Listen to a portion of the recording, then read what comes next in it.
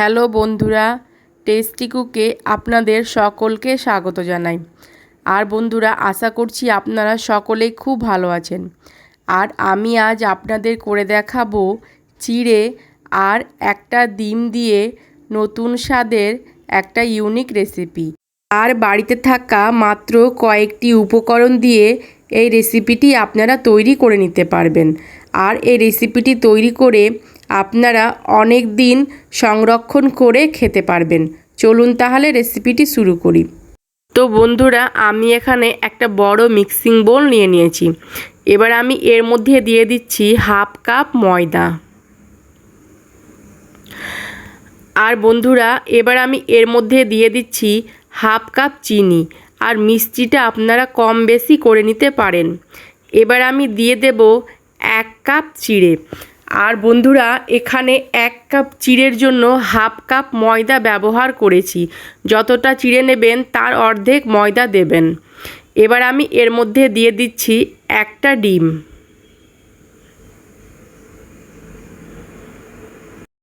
এবার আমি দিয়ে দিচ্ছি সামান্য একটু এলাচ গুঁড়ো। আর এলাচ গুঁড়োটা অবশ্যই দেবেন, এতে করে ডিমের যে কাঁচা গন্ধ থাকে সেই গন্ধটা চলে যাবে। এবার আমি দিয়ে দিচ্ছি সামান্য একটু লবণ। আর মিষ্টি জিনিসে একটু লবণ দিলে এর স্বাদটা কিন্তু খেতে খুব ভালো লাগে। এবার আমি সমস্ত কিছু খুব ভালো করে মিশিয়ে নেব।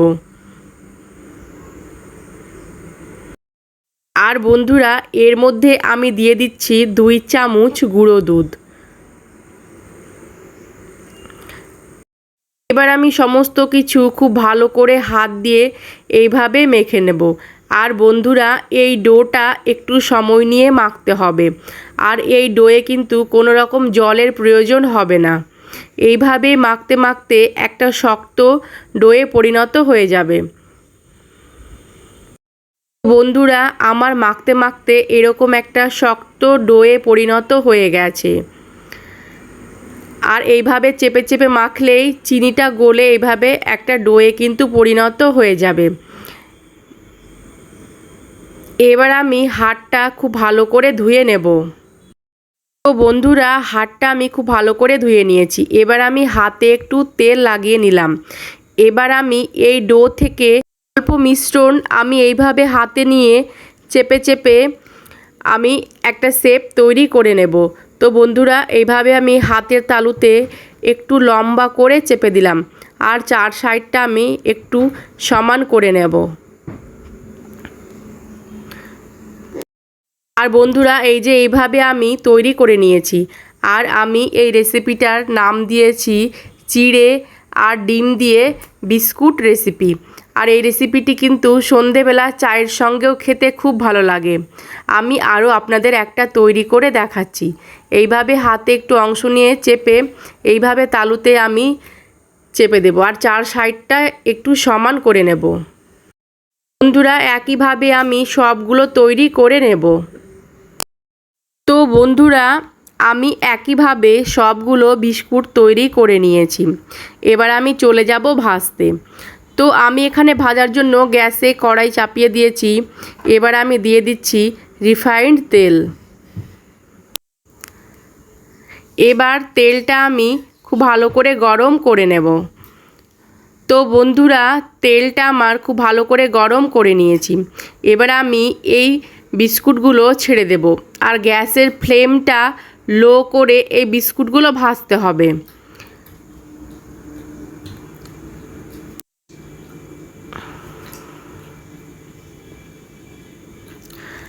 আর বন্ধুরা, অবশ্যই গ্যাসের ফ্লেম লো করে ভাজবেন, না হলে পারে ওপরে খুব তাড়াতাড়ি রং চলে আসবে আর ভেতরটা কাঁচা হয়ে থেকে যাবে।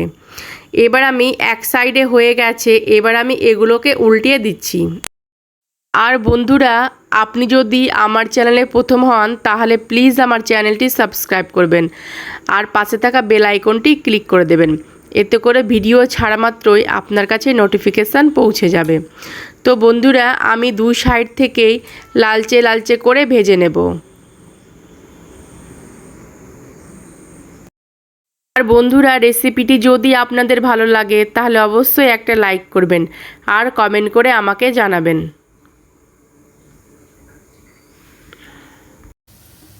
বন্ধুরা আমার এগুলো ভাজা হয়ে গেছে, এবার আমি এগুলোকে তুলে নেব।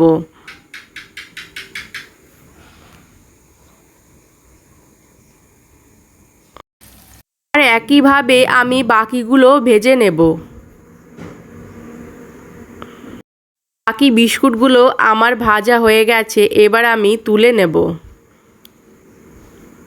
আর বন্ধুরা এই রেসিপিটি বাড়িতে অবশ্যই ট্রাই করে দেখবেন, ছোট থেকে বড় সকলে খুব পছন্দ করবে। তো বন্ধুরা আপনারা সকলে খুব ভালো থাকবেন, সুস্থ থাকবেন, ধন্যবাদ।